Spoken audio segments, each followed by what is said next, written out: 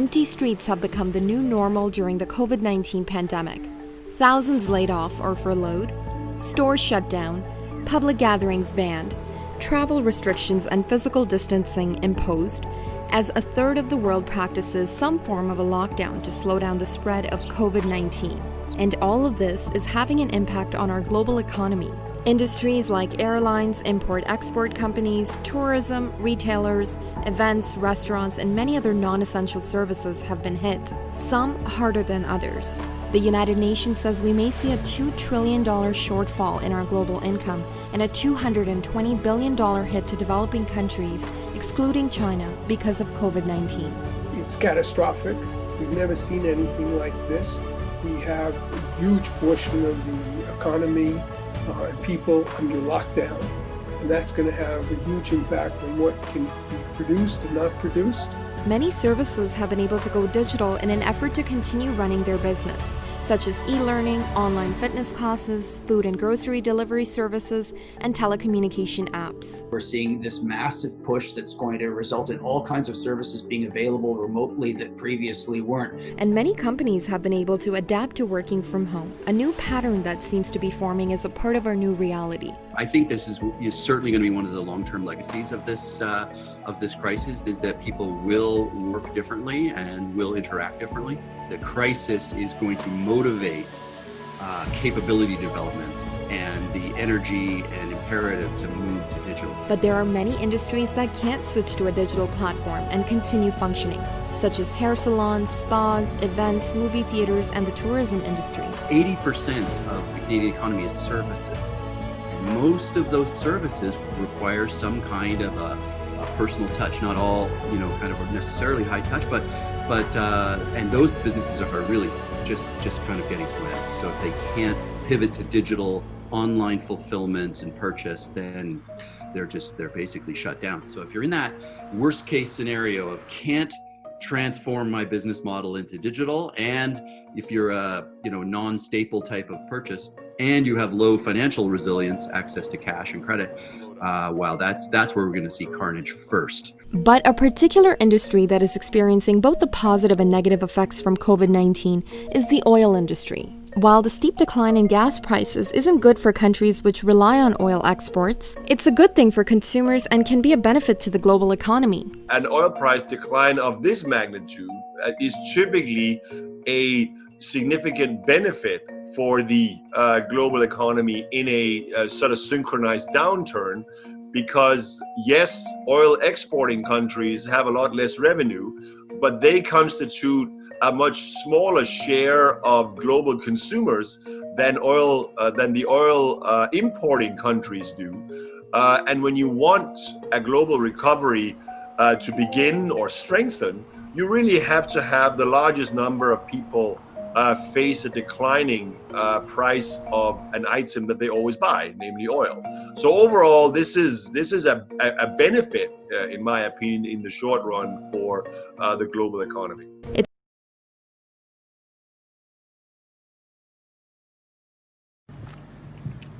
Hello everyone, hi and Assalamualaikum. So our question 1 is the impact of COVID-19 pandemic to a tourism industry in Southeast Asia is quite severe. Discuss about this. So Southeast Asia, also may call Indochina, is a region in the part of Asia that have several number of countries. The countries in the region are Brunei, Cambodia, East Timor, Indonesia, Laos, Myanmar, Malaysia, Thailand, Singapore, Philippines, and Vietnam. The Southeast Asia is one of the most popular regions for visitors and tourists from all over the world. There are many reasons that Southeast Asia become one of the most favorite tourist spots. The several most obvious examples are this region is famous for its tropical climate, diversities of culture, crystal clear beaches, and also heaven for food lovers. So what are the COVID-19 pandemic impacts toward tourism in Southeast Asia? Tourism sector is an industry that have been the backbone of many Southeast Asian countries for many decades. These sectors have contributed many benefits for the country in the region, as it was stated that tourism sector have increased the region's gross domestic product or GDP for 12.1% for the year 2019, which is last year. According to the World Travel and Tourism Council, tourism also increased the rate of employment in the region for 13.3%. With the pandemic of COVID-19 hits the world, many sectors of the economy are badly affected, and one of the worst sectors that have severe aftermath is tourism. Amin Ahmad in 2020 stated that Asia-Pacific region stands to lose approximately 63 million jobs and also 1 trillion in gross domestic product (GDP). He also added that this year is the worst year for the tourism industry since 1950, as it ends the 10-year period sustained growth since the 2019 financial crisis. Moreover, a loss of revenue between $3 billion and $6 billion for the top 3 tourist destinations in the region, which is Thailand, Malaysia, and Singapore, stated by the global data. So, what are the COVID-19 pandemic towards the tourism industry in Malaysia? Now, we take example of a country which is Malaysia to show you how the pandemic affected the tourism industry severely. Same like many Southeast Asian countries, tourism plays a very important role to the Malaysia's economy. The Malaysia's Tourism Board stated that tourist expenditure in 2018 contributed as much as 84.1 billion for the country's gross domestic product. Tourism sector also helped reduce the unemployment problem by 14.7% of the population in the country. After nearly a year pandemic is still continuing, it is reasonably understood that the number of visitors have dropped down greatly. The government had to cancel Visit Malaysia Plan 2020 that was expected to bring around 30 million visitors and also revenue for the country as much as 1.5 billion. In addition to that, within the first 2 months in 2020, Malaysia tourism sector has already lost a revenue of 3.37 billion, and it has been said that estimated income for Visit Malaysia 2020 will be reduced to 60%.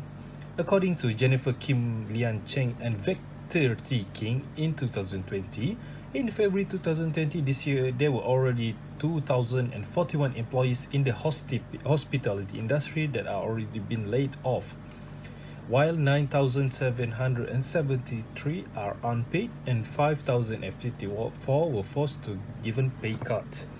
With the Movement Control Order or MCO were implemented in May, the numbers have kept increasing days by days.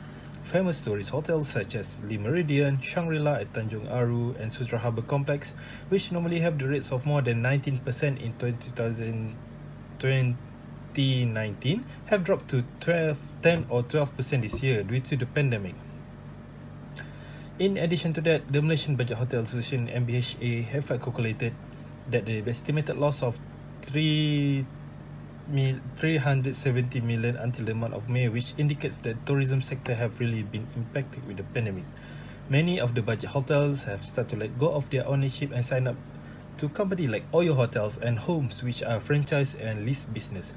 Moreover, since the implementation of the Movement Control Order, the Malaysian Budget Hotel Association recorded that more than 1,722 hotels rated 3-star and above are forced to stop their operations. Even after the Movement Control Order was uplifted in 4 May, 20% of the hotels in Malaysia have stated that they will close permanently because the big amount of loss that they got when MCO was being implemented. Then we go to the next point is that tourists are unable to travel abroad. Most of the countries in Southeast Asia, such as the Philippines, Vietnam and Singapore, locked down to prevent the spread of this pandemic, while Malaysia carries out of Movement Control Order (MCO). So all the business premises, schools are closed and tourist places also and airports cannot be operated. Most of the hotel, resorts, restaurants, zoos, museums and many other tourist centers are not allowed to be operated. As we know, the main income of the state in the Southeast Asia is from the tourism sector. Southeast Asia was once the most popular tourist destination for the Chinese, the most visited international tourists in the region. For example, in Singapore, they have declared a lockdown for a month and banned travel to the country. As we all know, Singapore is a country that is a transit flight for the tourists, and because of the lockdown many flights are cancelled and also closed. Not only that, Malaysia also implements the movement control order and only allows one person to leave the house to buy necessities. Malaysians are not allowed to travel abroad. Many tourists from Malaysia are not allowed to return to their home, and many tourists from foreign countries are also not allowed to return to their home. Often, Malaysia is filled with tourists from abroad, but due to the COVID-19 that hit, tourists from abroad are decreasing, and the effect of this movement control order has caused the economy from the tourism sector in the Southeast Asian country to collapse. Next, due to the people in their respective countries cannot travel abroad, every country in the Southeast Asia has decided to allow domestic travel. Traveling domestically means the people in a country travel or vacations in their respective districts or states. Domestic tourism is implemented in a country that has COVID-19 cases. They are getting lower and recovering. Among the countries that do domestic tourism are Malaysia, Singapore, Vietnam, and also Thailand. These domestic travels allow the tourist centers to reopen and run as usual. At the same time, it also can increase the income of tourism centers as a revenue from the citizens in the country itself. For example, in the Philippines, President Rodrigo told the promotion that the virus will not present as a challenge in his country to the local visitors. Among the efforts made are room renovations and free breakfasts are available at the Philippine Tourism Congress companies at a discount of up to 50% for hotels. Not only Philippines, but Malaysia also took action to implement domestic tourism as a result of the movement control order. The wisdom behind closing the border gates because of the COVID-19 pandemic is that there is a clear positive development in the domestic tourism market. Many people who refuse to fly abroad can choose a holiday destination domestic prices. For the local economy, the new trend is healthy. Malaysians' money is invested and helping Malaysians. It is unlikely that this year growth rate can be increased if national tourism continues to be centralized and aggressive until the end of the year.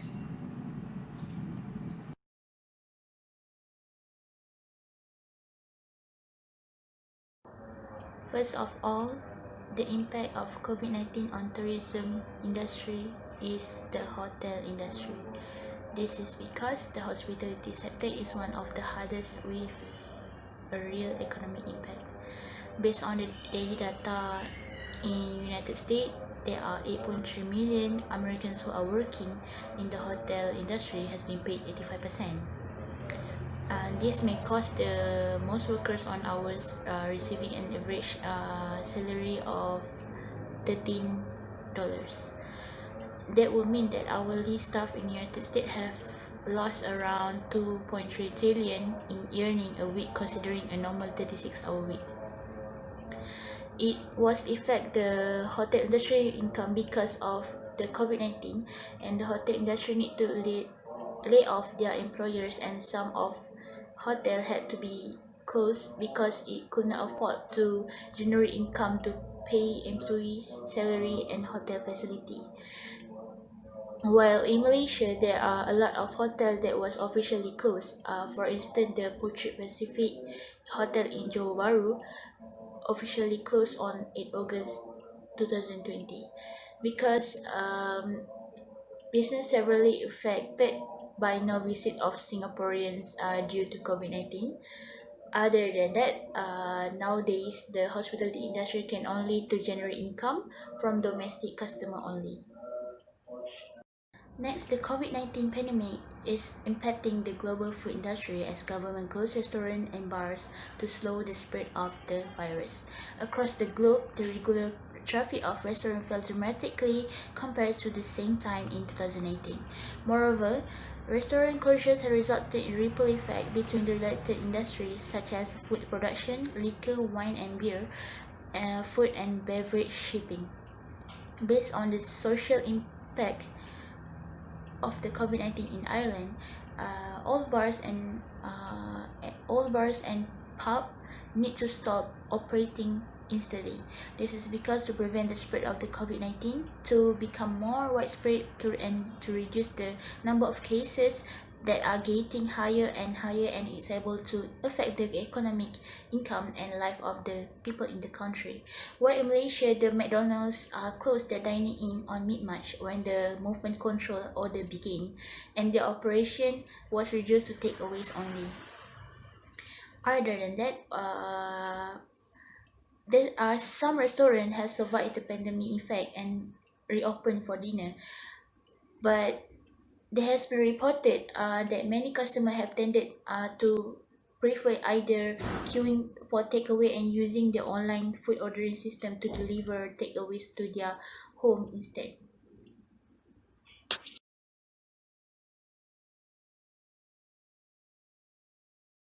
Okay, we will go to question number 2, which is discuss the global economic impact of on COVID-19 pandemic.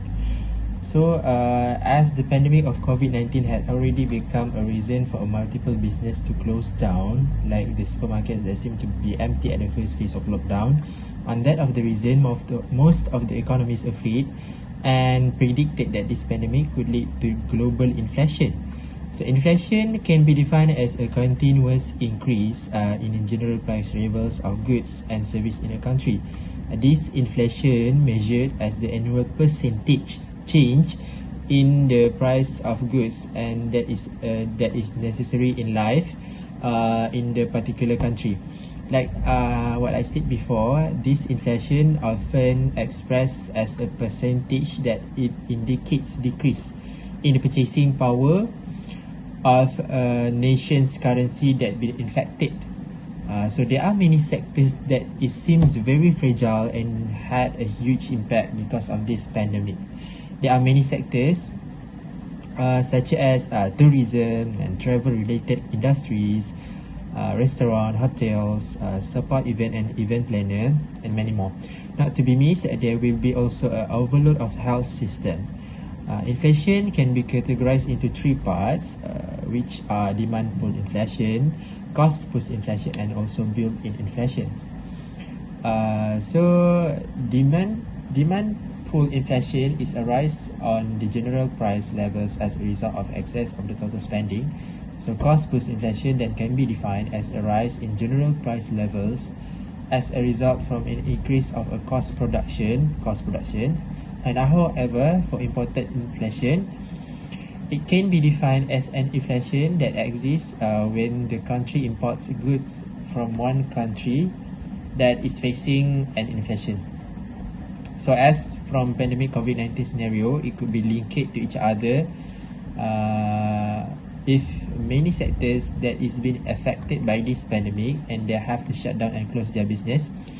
It can be related to the main demand and supply concept. Chief economist, which is the advisory firm Grant Thornton, which is Diane Swong, explained that there are many countries that have a multinational corporation in the world because she said that economy is global. For example, as China had a connection globally to other countries as they are part of supply chain. So if in China they have to close the company or start production, so it also affected to the company's supply as well. So not only the inflation that each and every country will be facing, so the countries also will face difficulties in order to bring back the stability of the economy after a long period of time after this fatal disease of COVID-19. So all of the countries might as well face recession. Recession may be microeconomic term. This recession may be defined as a microeconomic terms that refers to an obvious decrease in general economic activity in certain region. It basically could be reflected by rise the rise of unemployment. This also could be the cause by where the business gain less demand and begin to lose their money and secure the profit. To cut the system, their loss, company can be affected by this pandemic COVID-19 begin to laying off the workers. So by that I mean laying off the workers in that country that most affected, it generating higher level of unemployment. The economic structures of most countries will be going through recession and collapse. This happened because of the International Monetary Fund (IMF) had already accepting an ample request from almost 80 countries that were facing this financial help due to this COVID-19 related cases. For example,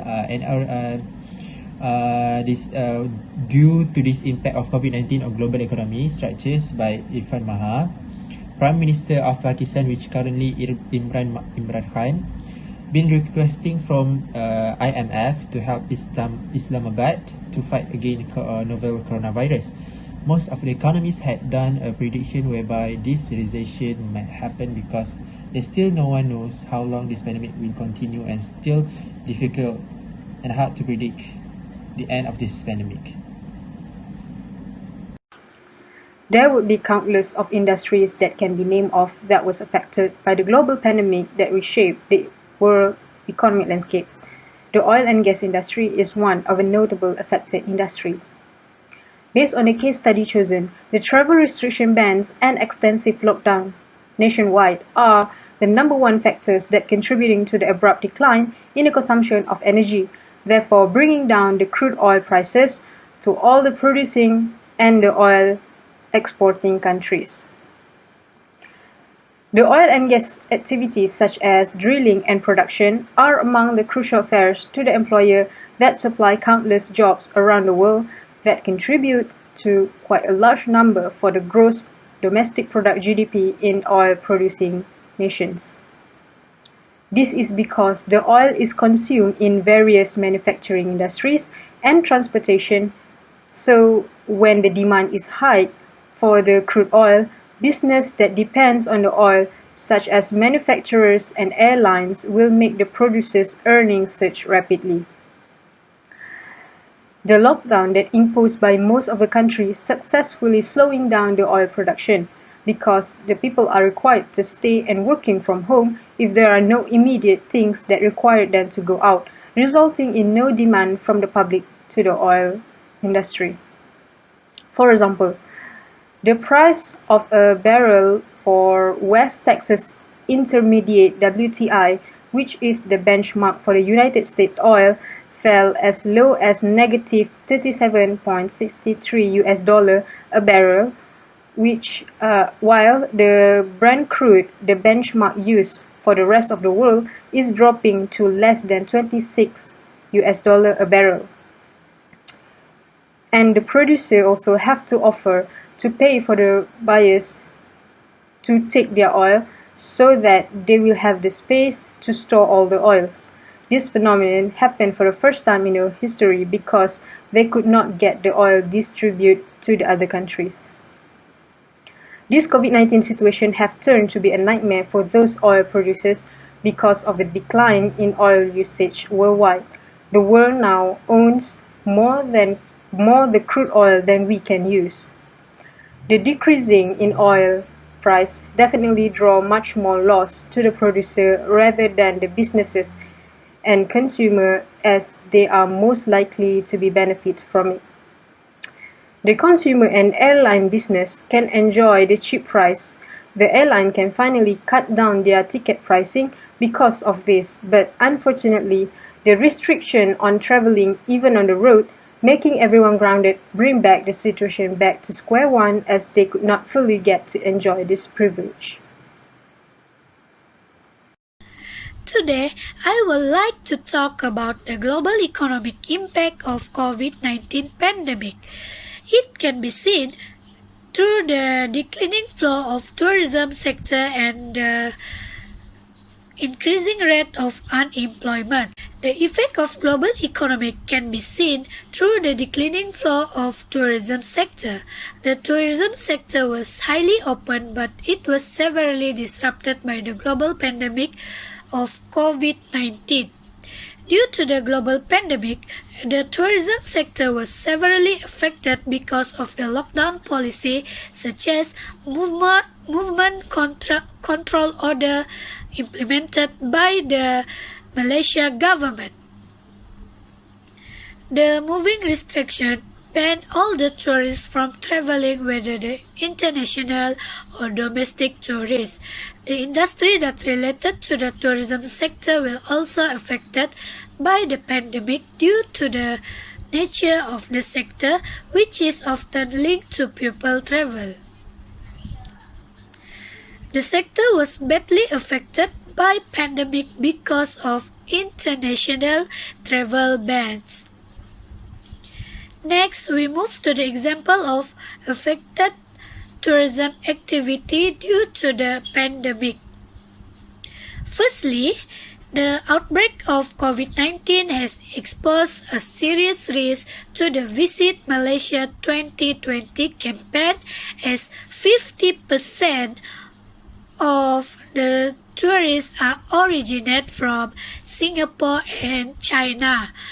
The rising case of COVID-19 in both countries have resulted in several tours being cancelled, which has already contributed to a major drop in the number of Malaysian visitors. Secondly, the declining flow in tourism economy will also affect on the hotel and restaurant, airline industry, and travel agency. For example, many hotels reservation was cancelled because many of their guests was the tourists. Same case go to the airline industry. Many flights was cancelled due to the MCO. Next, I will talk about the increasing rate of unemployment due to the pandemic COVID-19. As countries face enduring lockdown across the globe, unemployment rises every day as the quality of life for many decreases. Aside from this, loss of livelihood is a loss of access to resources, as due to stricter border control and trade system, many nations have witnessed decreased supply of items. In the informal sector, many in the developing world are working in the markets that are now closed due to the social distancing and lockdown. Many employees, on the other hand, have lost productive jobs and their source of income. Next, the most affected group of unemployment is the young people. Traditionally, during economic downturns, young people are disproportionately affected in many aspects, but this recession has been especially extreme considering the sector of the economy that have been hit the hardest.